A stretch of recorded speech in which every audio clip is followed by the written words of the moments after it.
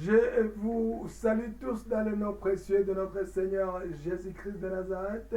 Ici, encore une fois, apôtre Augustin Ngiramatore qui vous parle de Kampala, Uganda, de l'église des actes du Saint-Esprit.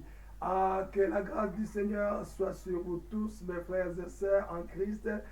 Vraiment, sentez et comprenez que je vous aime beaucoup.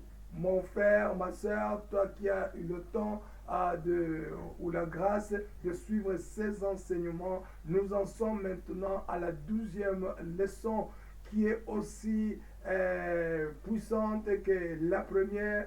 Vraiment, Dieu a choisi ces 15 leçons et ayant dans son âme, dans son cœur, vous tous qui m'écoutez, vous tous qui écoutez la parole de Dieu. Ce n'est pas par chance, non, ce n'est pas par coïncidence que vous avez pu vous procurer cette vidéo ou que ce n'est pas par chance que cette vidéo a trouvé votre voie jusque dans votre salon, jusque dans votre voiture, jusque dans où que vous soyez, même dans votre hôtel. Mon frère, ma soeur, vous êtes bénis. Et je vous demande de le comprendre et je vous demande d'avoir la foi, mon frère, ma soeur. Aucune chose n'est coïncidence dans le royaume de Dieu.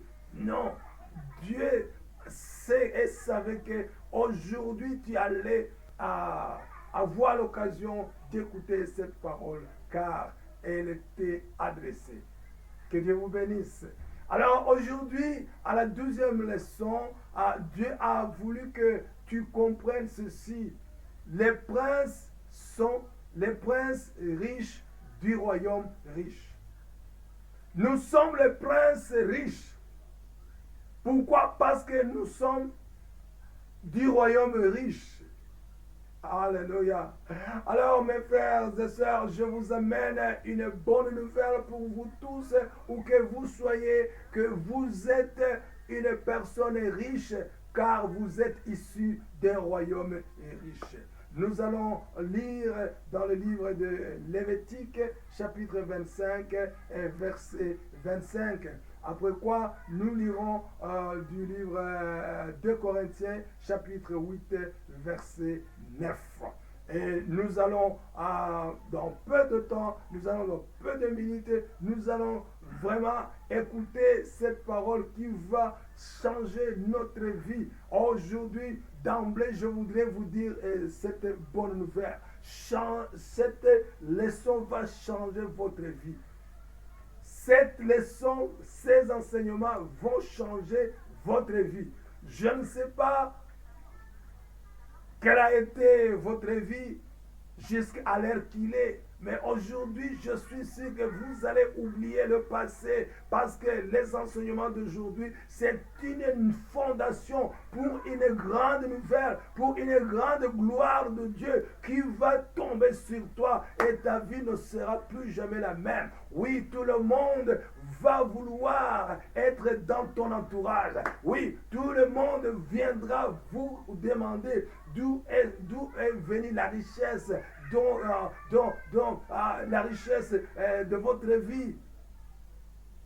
Oui, pourquoi? Parce que je sais très bien qu'il y a une grande porte qui va s'ouvrir dans votre vie. Et depuis aujourd'hui, mon frère, ma soeur, vos larmes vont être séchées. Je le sais, vous avez pleuré. Oh non, les larmes étaient votre thé de chaque matin. Oh, c'était votre eau de chaque matin, chaque soir, à n'importe quelle heure. Tu ne faisais que pleurer. Mais aujourd'hui, oh, vraiment, tu vas rire du matin au soir. Tu vas rire et le monde entier viendra voir la femme ou l'homme qui ne fait que rire.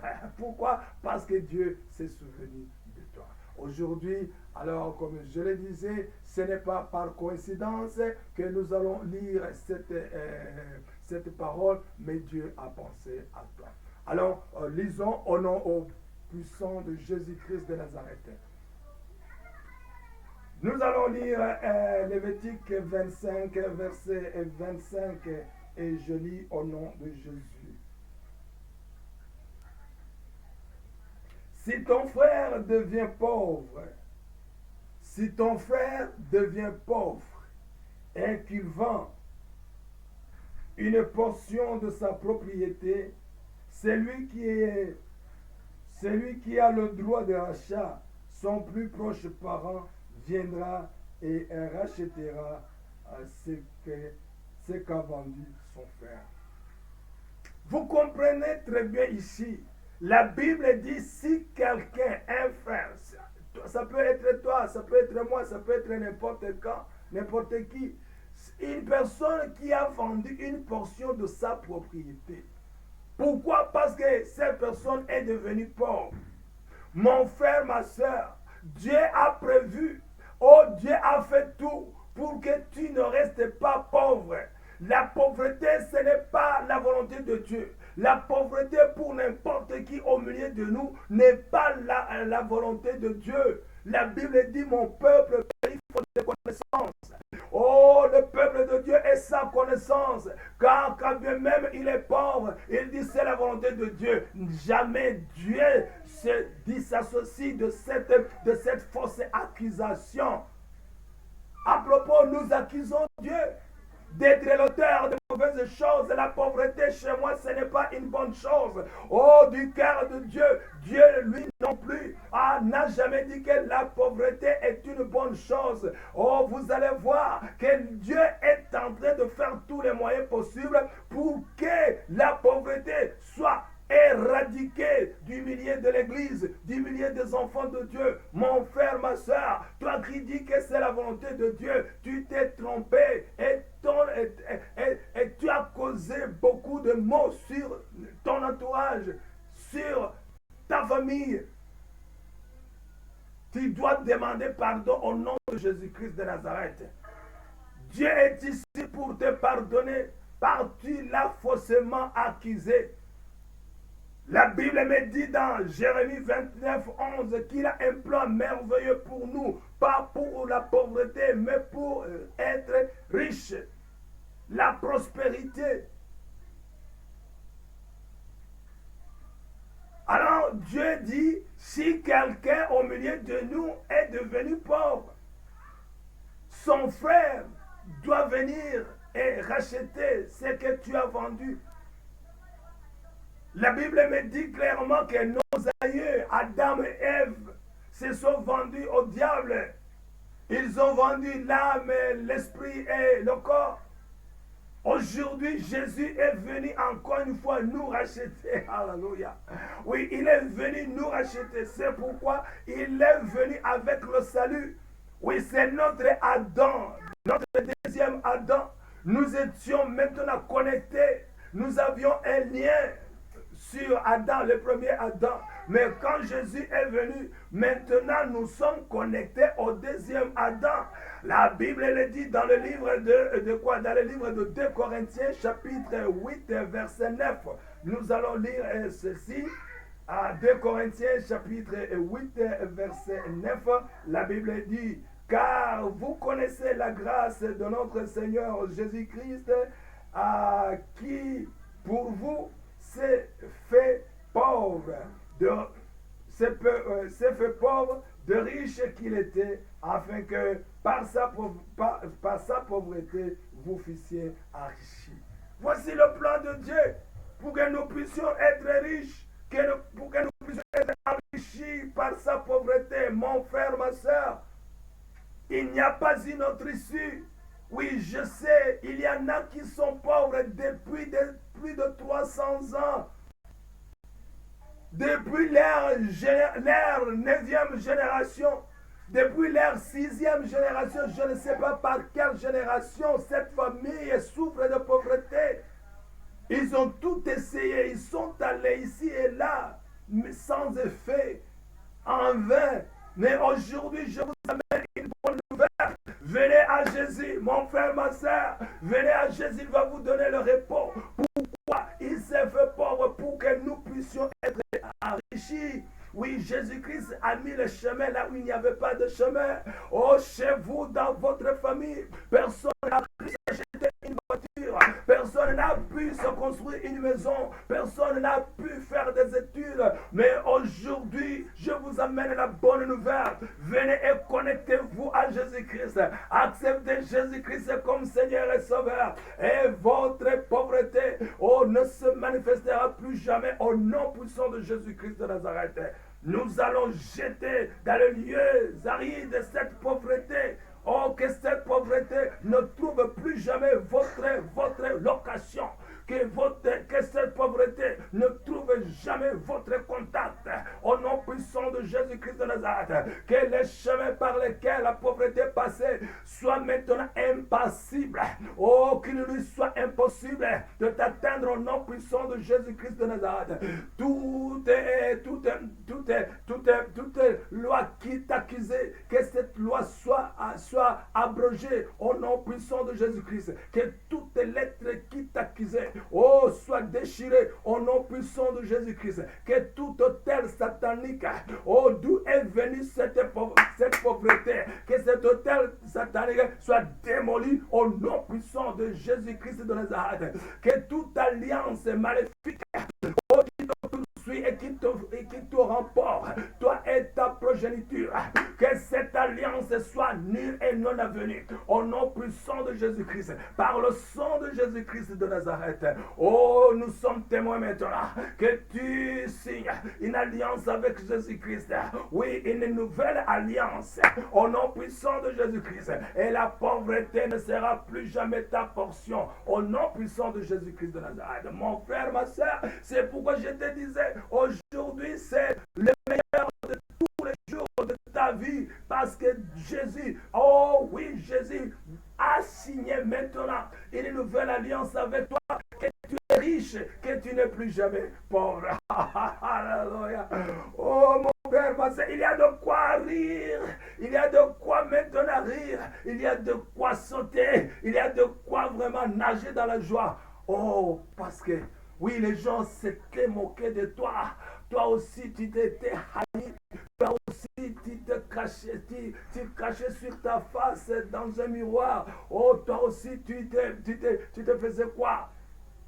Tu te jetais des insultes, tu t'insultais. Tu me disais le jour de ta vie où tu es venu sur cette terre. Oh, tout le monde était tes ennemis parce que tu rends n'importe qui responsable de ta pauvreté. Mais aujourd'hui, mon frère, ma soeur, cesse de chercher tout ça. Aujourd'hui, ce que je te demande seulement, c'est de chercher Jésus-Christ qui délivre les hommes et les femmes de la pauvreté. Alléluia. Oh, mon frère, ma soeur, je suis dans la joie de te dire que cette pauvreté ne te retrouvera plus jamais. Alléluia, alléluia. Le royaume de Dieu, c'est un royaume de richesse. Oh, de richesse incommensurables. Incommensurable, mon frère, ma soeur. Tout celui qui vient dans le royaume de Dieu, il est ipso facto automatiquement déclaré riche, milliardaire en dollars. Milliardaire, non, est-ce que dollars ça peut passer? Oh, les zéros ça peut passer, n'importe quelle monnaie internationale peut passer. Non, non, non, non, non. Mais vous êtes spirituellement, matériellement, d'une façon incommensurable, vous êtes riche. Où que vous soyez, peu importe s'ils utilisent la monnaie, peu importe s'ils utilisent n'importe quel moyen d'échange, tu es où vous êtes riche. Vous êtes déclaré riche. Quand vous êtes riche, c'est-à-dire que vous êtes dans l'eau, vous êtes riche. Dans l'eau, vous êtes riche. Sous la terre, vous êtes riche. Au ciel, vous êtes riche. Dans n'importe quel pays, vous êtes riche. En église, vous êtes riche, mon frère, ma soeur. Oh, acclamons très fort notre Seigneur Jésus-Christ qui nous a rendu riches d'une façon inconditionnelle. Waouh, waouh, waouh, waouh, waouh, waouh. Alors, Le royaume dans lequel nous évoluons, le royaume dans lequel nous vivons présentement, c'est un royaume riche. Et Dieu veut que nous aussi soyons riches. Ça serait malheureux si les autres sont riches alors que nous ne le sommes pas. C'est pourquoi je vous disais maintenant, ne blâmez personne, ne blâmez pas Dieu, ne blâmez pas Satan, ne blâmez pas ton président, ne blâmez pas ton député, ne blâmez pas ton papa ou ta maman. Si aujourd'hui, si tu continues à être pauvre maintenant, ça va être quoi? Ta responsabilité. Aujourd'hui, tu vas dire non. Aujourd'hui, tu vas dire, je quitte la pauvreté, j'entre dans la richesse. Alléluia. Aujourd'hui, mon identité, c'est apôtre Augustin est riche. Tu es quelqu'un, ton nom, tu mentionnes ton nom, tu es riche. Tu es riche, tu es riche, que tu sois à 98 ans, tu es riche. Notre Dieu est le maître du temps et de l'espace. Mon frère, ma soeur, ce n'est pas encore pauvre, ce n'est pas encore tard que tu sois riche. Non, mon frère, ma soeur.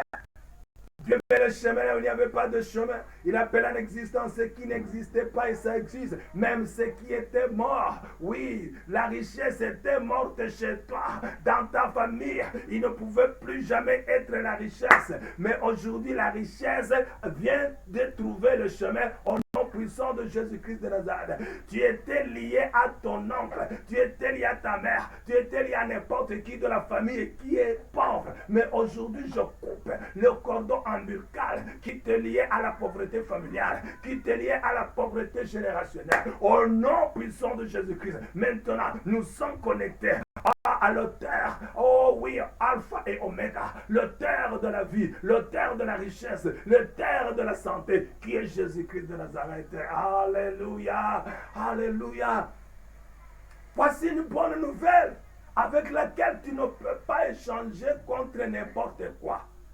Seulement cherche celui qui fait des miracles. Cherche celui qui donne la richesse, qui n'est nul autre que Jésus-Christ dans son nom précieux. Alléluia. Maintenant tu vas voir, Dieu veut que vous soyez riches.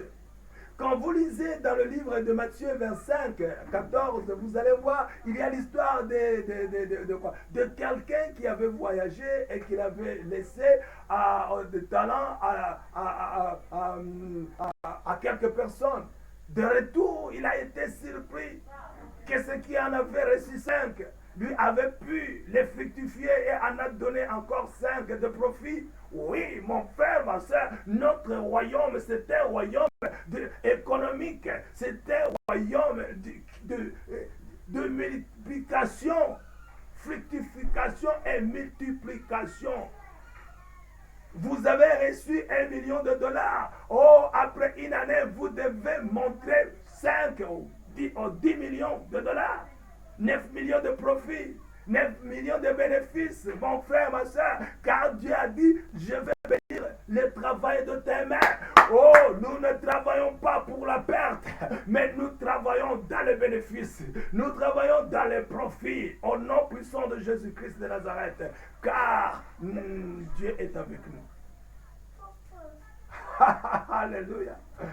Oui, la Bible dit que si c'est lui qui en avait reçu peu, il n'avait pas eu la sagesse de travailler avec le peu dont il avait reçu. Mon frère, ma soeur, la Bible dit que le propriétaire de retour a dit qu'on lui retire même le peu qu'il avait. Parce que dans le royaume de Dieu, vous donnez ce que vous travaillez avec ce que l'on vous a donné. Avec la présence de Dieu, Dieu va multiplier les 2 pains, les 3 pains et les 2 poissons que Jésus a multipliés pour en faire plus de 10 000.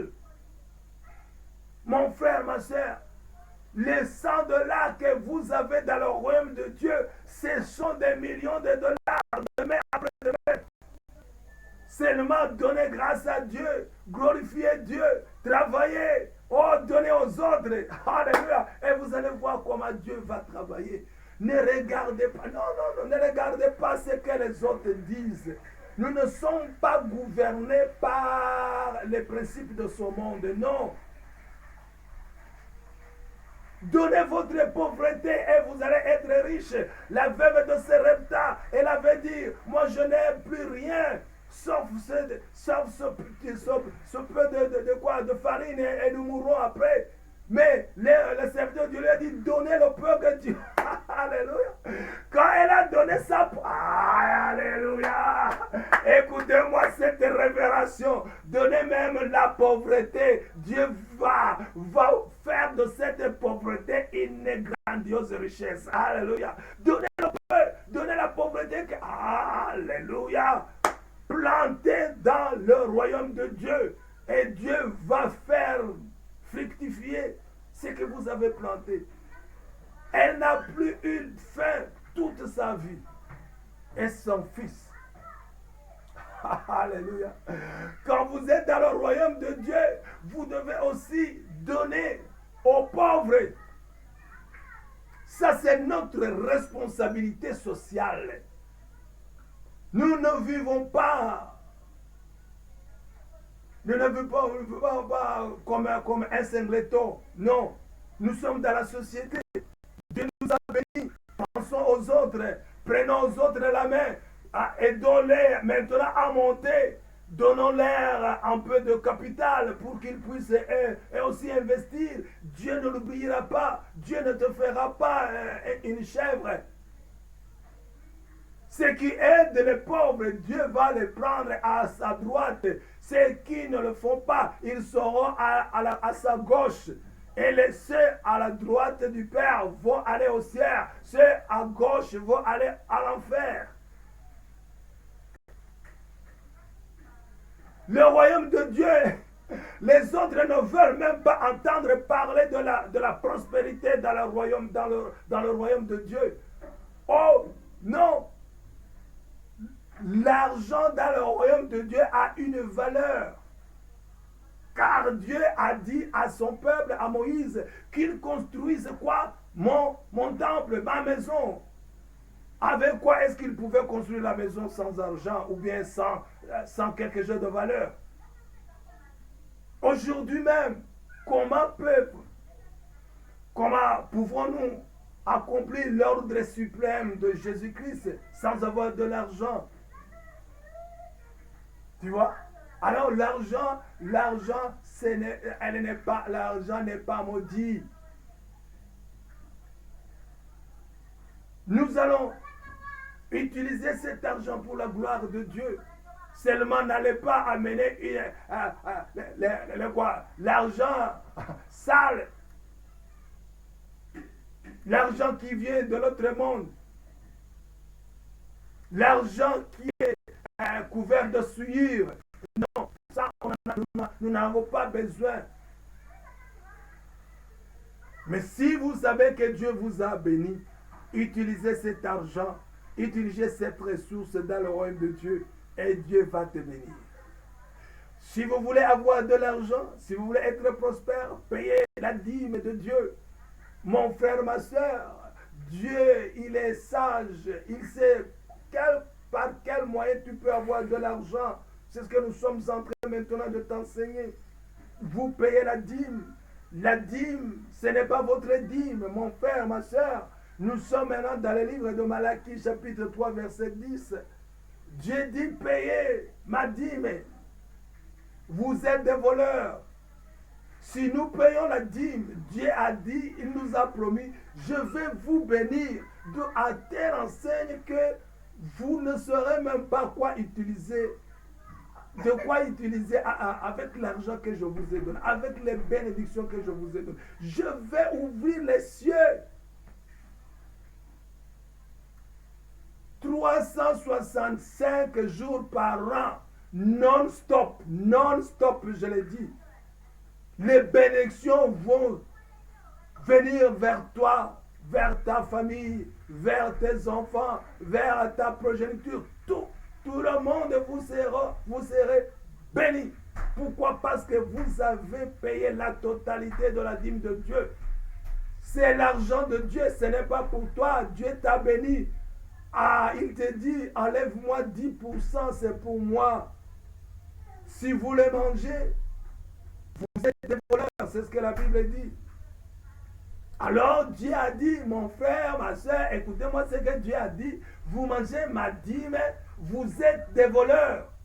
Et Dieu ne peut pas travailler contre son caractère. Dieu est saint. Car s'il va travailler, s'il va bénir maintenant, s'il va répondre aux prières des voleurs, mon frère, ma soeur, c'est-à-dire que Dieu n'est plus Dieu. Ésaïe 59, verset 1 jusqu'à 2. C'est la suite de Ésaïe 58. Son peuple avait prié, avait jeûné beaucoup d'années. Il était même devenu très maigre à force de passer des jours sans manger en prière. Mais Dieu, en les regardant tout droit dans les yeux, tu sais, Dieu ne craint pas. Il leur a dit, vous pensez que j'ai peur de vous? Non. Ma main n'est pas trop courte pour vous sauver, pour vous aider. Mes oreilles ne sont pas trop dures pour vous écouter.